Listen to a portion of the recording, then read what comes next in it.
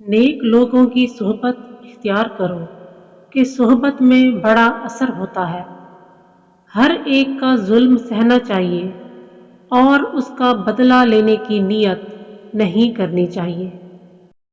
असल दानाई ये है कि दुनिया को तर्क कर दिया जाए।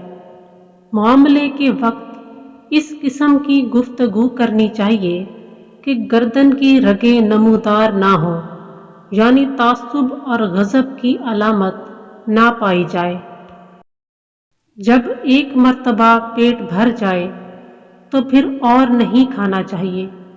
अलबत्ता दो शख्सों को खाना जायज़ है, एक वो जिसके यहाँ मेहमान आए हों और वो उनकी खातिर उनके साथ मिलकर कुछ खा ले, और दूसरा वो जो रोज़ा रखता है और समझता है कि सहरी के वक्त शायद कुछ ना मिल सके।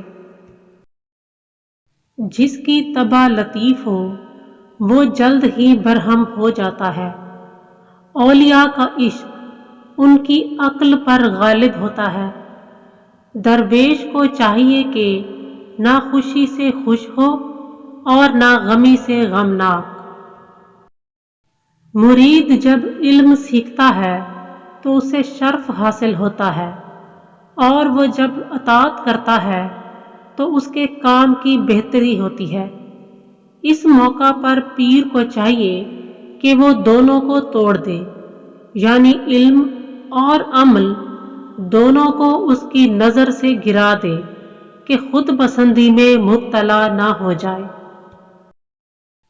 3 वक्तों में नज़ूले रहमत होता है, एक समा की हालत में, दूसरा वो खाना खाते वक्त जो अताअत की नीयत से खाया जाए, और तीसरा दरवेशों के हालात बयान करते वक्त। जिस शख्स में इल्म अक्ल और इश्क हो वो खिलाफत मशाइख के शायान होता है।